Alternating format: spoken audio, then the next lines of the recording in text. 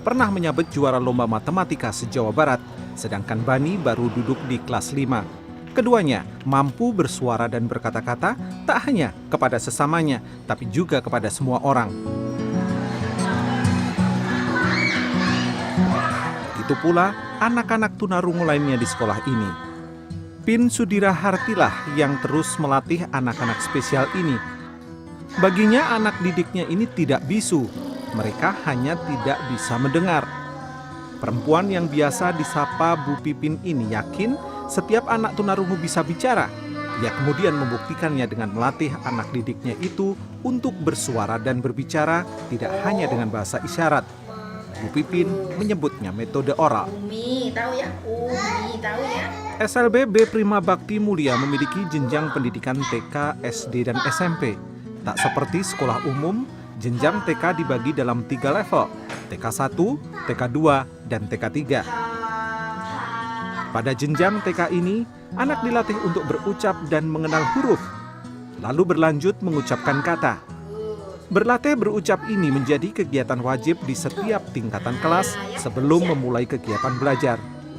Jika ada anak didik yang kemampuan berucapnya belum berkembang, Bu Pipin tak segan melatihnya secara khusus di ruang bina wicara.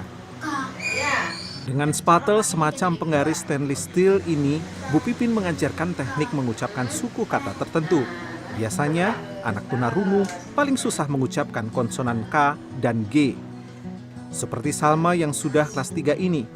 Dibandingkan teman sekelasnya, perkembangan berucap Salma lebih lambat. Mengajar tunarungu adalah keseharian Bu Pipin. Pin Sudira Harti adalah lulusan Sekolah Guru Pendidikan Luar Biasa di Solo, Jawa Tengah. Ia sempat mengajar di sekolah luar biasa di Wonosobo sebelum akhirnya pindah ke Bandung setelah menikah. Membangun merintis sekolah tunarungu dengan sistem oral memang masih sangat sedikit di Indonesia. Bahkan kurikulum untuk kawan-kawan kita yang tunarungu juga bukan oral kan, bukan oral sepenuhnya. Bagaimana Anda meyakinkan bahwa langkah yang dipilih untuk mengajarkan oral itu adalah yang terbaik?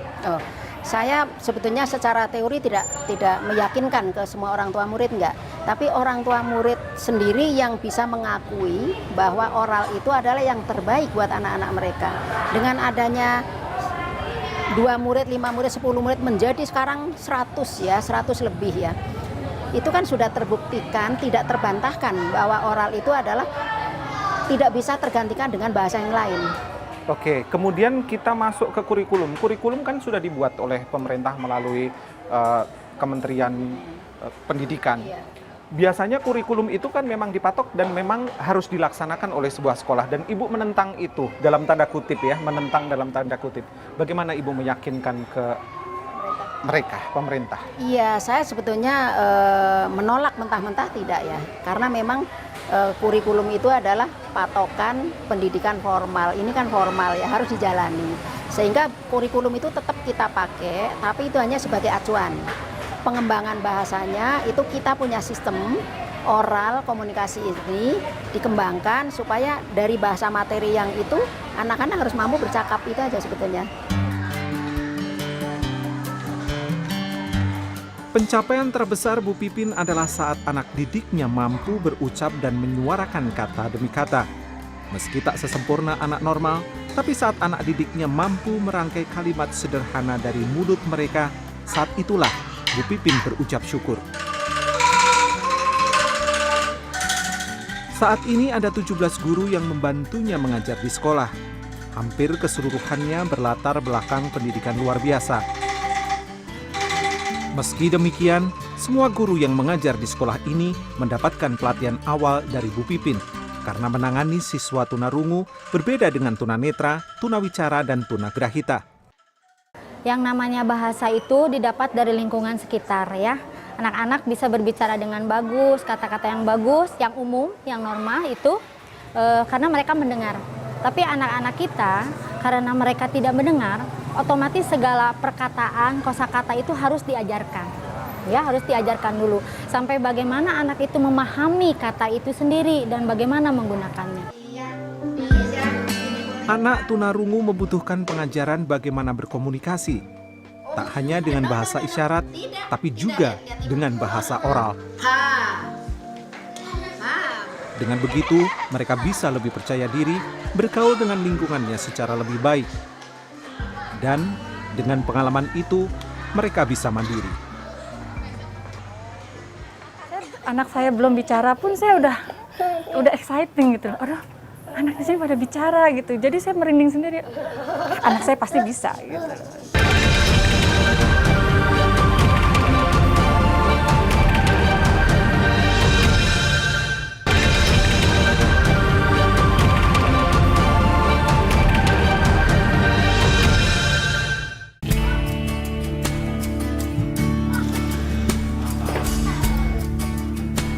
Menggambar dan mewarnai adalah salah satu aktivitas di SLBB Prima Bakti Mulia.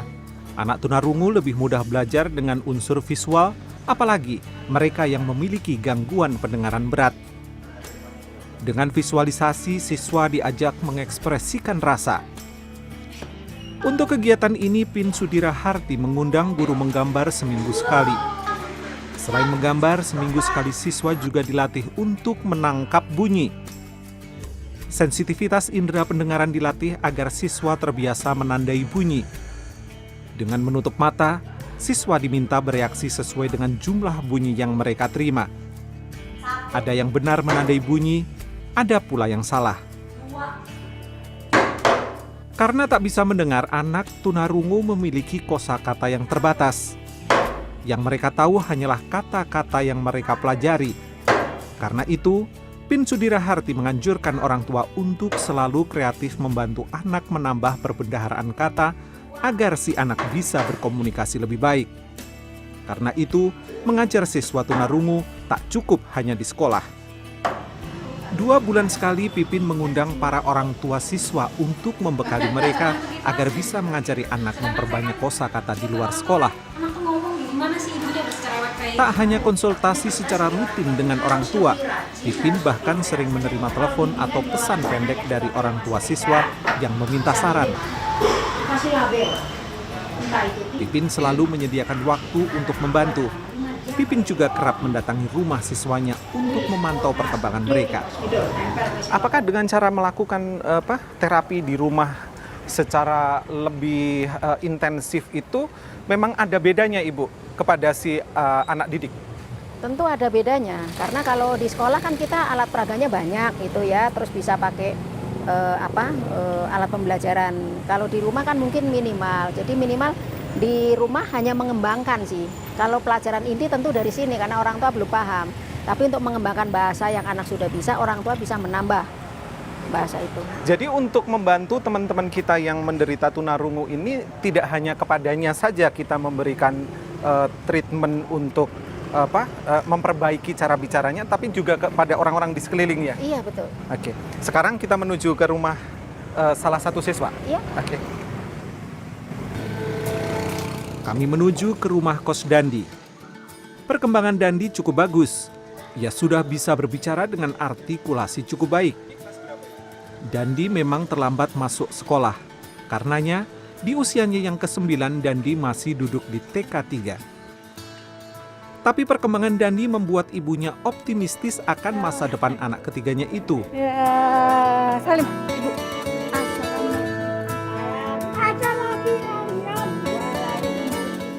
Dian, ibu Dandi, memutuskan pindah ke Bandung dan menyewa kamar kos di dekat sekolah. Tak hanya dirinya dan Dandi, Dian memboyong pula anak bungsunya yang masih balita. Saya pikir harus pindah. Kalau kita mau berhasil, biasanya kita pengen yang lebih, kan kita harus berusaha gitu ya. Saya melihat ada peluang yang bagus, saya melihat sebelum memulai sesuatu itu kan pasti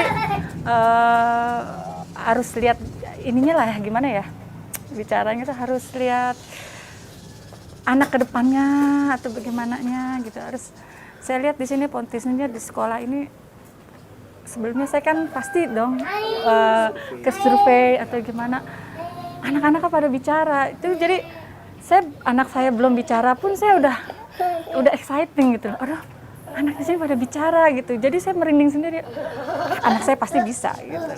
Sementara dia, biarpun dia bicara di sana sedikit sekali kosakatanya, tapi semenjak di sini baru tahun pertama aja dia udah udah bicaranya udah banyak.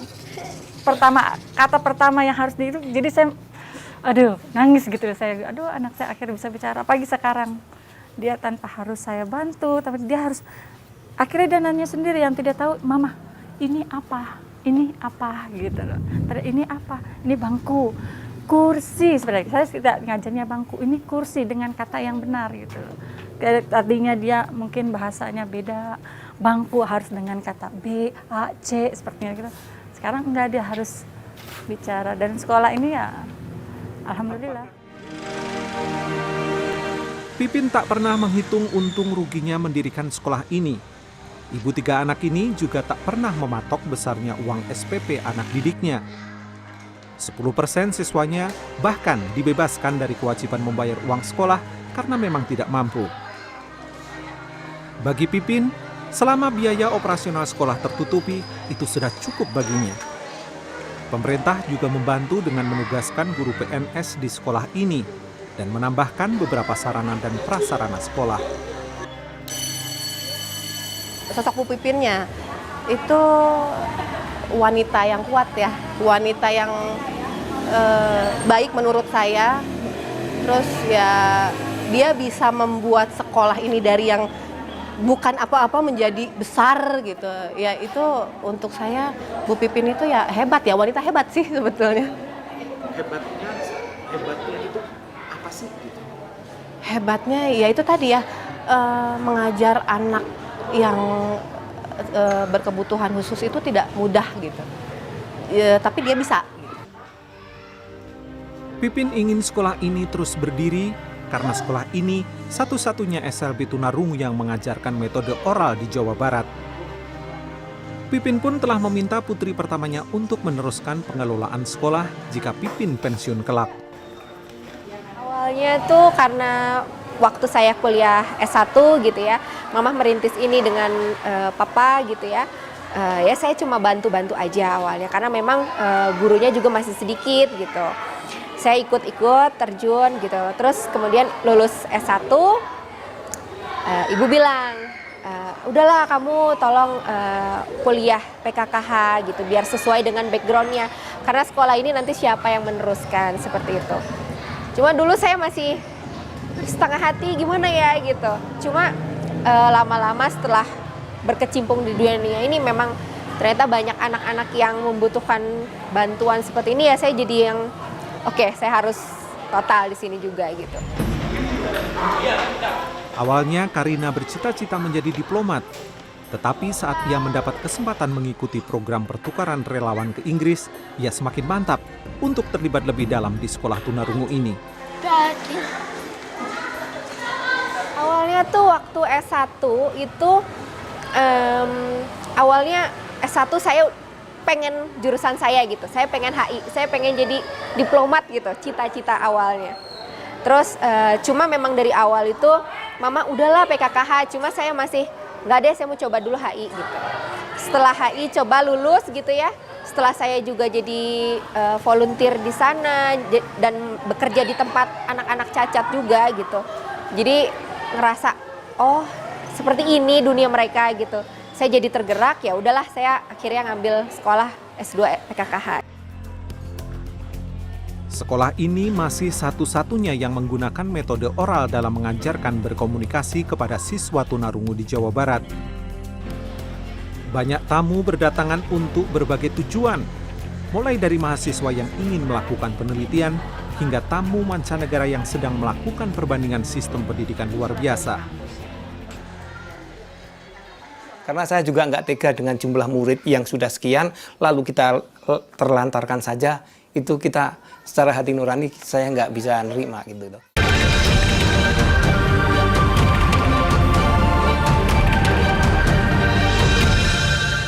Pipin diminta mendirikan sekolah oleh orang tua siswa, tak hanya sekedar memberi terapi. Dengan susah payah Pipin membangun sekolah ini. Pada 2003, Pipin membeli sebidang tanah di dekat rumahnya. Hal itu terwujud dengan dukungan sang suami, Purwoko Raharjo. Tapi itu ternyata belum cukup. Mereka akhirnya mengakunkan rumah untuk mendapatkan pinjaman dari bank. Akhirnya ya udah, Oke, waktu itu sempat saya, kalau gitu ya kita modalnya apa? Yang saya punya adalah ada tanah di Jakarta, bisa kita jual. Ya, oke kalau gitu saya setuju aja. Ya memang sempat juga, cuma iseng sebetulnya tuh mengenai istri nanya, saya nanya, wah berapa lama lah kalau kayak gini nih modal saya balik gitu. Tapi ini cuma guyon aja sebetulnya sih, karena saya juga nggak tega dengan jumlah murid yang sudah sekian, lalu kita terlantarkan saja, itu kita secara hati nurani saya nggak bisa nerima gitu loh. Tabungan haji mereka bahkan turut terpakai untuk mewujudkan cita-cita mendirikan sekolah khusus bagi tunarungu ini. Alhamdulillah, setelah yang pertama tertunda, saya sudah melaksanakan itu tahun 2005, Pak. 2006 awal dengan istri. Jadi justru setelah membangun, Iya, merencanakan betul. pembangunan, justru dilancarkan menuju ke tanah suci. Amin. Kayaknya begitu mungkin gitu. Dan juga alhamdulillah kita juga tahun 2014 kemarin juga udah ada umroh lagi. Butuh 10 tahun untuk membangun sekolah ini. Selama itu pula, Pipin harus menyisihkan uang pribadinya untuk biaya operasional sekolah dan kelengkapan sarana. Tak mau hanya mengandalkan gaji suami, Pipin pun mengalokasikan pendapatannya dari merias untuk membiayai pembangunan sekolah. Senin hingga Jumat, Pipin mengajar di sekolah. Sabtu Minggu digunakannya untuk merias pelanggannya. Ketekunannya dalam dunia kecantikan juga pernah mengantarkan Pipin sebagai pemenang lomba rias pengantin se-Jawa Barat. Setelah Ibu meninggalkan Wonosobo dan pindah ke Bandung, kemudian kursus merias ya Ibu ya? Iya. Dan apakah ini hobi Ibu? Ya awalnya itu memang saya sudah suka ya dari zaman SMA, SPG itu sudah suka potong rambut, dunia kecantikan iya, lah kurang betul. lebih seperti itu. Nah dari hobi kemudian ditekuni dan sekarang menjadi profesi Iya, yang menopang Iya. sekolah justru. Awalnya untuk mendukung membantu keuangan keluarga ya. Tapi lama kan berkembang ya, namanya rias pengantin itu kan ya lumayan lah gitu ya. Jadi ada keuntungan di situ, saya bisa untuk membuat kegiatan sekolah. Ini memang direncanakan dalam artian kegiatan dunia rias merias ini, apakah memang direncanakan untuk menopang sekolah atau memang tidak sengaja itu jalannya ketemu gitu Bu? Tidak direncanakan ya, karena kan awalnya saya jadi guru, setelah pindah karena ikut suami, saya kan tidak menjadi guru. Akhirnya saya kan banting setir tadi kan, saya mengambil kursus kecantikan rambut, kecantikan sama pengantin sekaligus, dan saya membuka salon tuh udah jalan tadinya. Awalnya itu kan ada satu anak yang minta dibantu terapi bicara, akhirnya kan memerlukan banyak hal ya untuk kelanjutannya. Betul, betul. Dan kemudian inilah yang kemudian dijadikan iya, penopang pondasi bagi sekolahnya. Untuk sekolah ya. Jadi hobi jalan, kemudian kegiatan sosial untuk jalan, terapi juga jalan iya, Ibu ya. Karena letak sekolah juga tidak jauh dari rumah, sehingga saya bisa memanage untuk sekolah dan keluarga tidak terbengkalai ya. Kebersahajaan Pipin mengajar anak-anak tunarungu berbuah manis. Banyak siswanya kini bisa hidup mandiri, tak tergantung pada keluarga. Salah satunya adalah Fauzi. Lelaki 23 tahun ini sekarang mengelola sebuah rumah makan. Fauzi menderita kerusakan pendengaran tingkat sedang. Setelah bersekolah di beberapa SLB, kemampuan Fauzi berkomunikasi tak kunjung membaik. Sampai akhirnya, Ibunda Fauzi mendatangi Pipin dan minta sang anak diterapi. Setelah lulus SMP, Fauzi meneruskan ke jurusan Tata Boga di sebuah SMK di Bandung. Jurusan Tata Boga memang tak membutuhkan interaksi oral yang terlalu banyak. Di sini kemandirian Fauzi terbukti berkembang. Pipin pun bisa merasakan racikan sate marangi buatan Fauzi, anak yang dulu datang kepadanya dalam diam.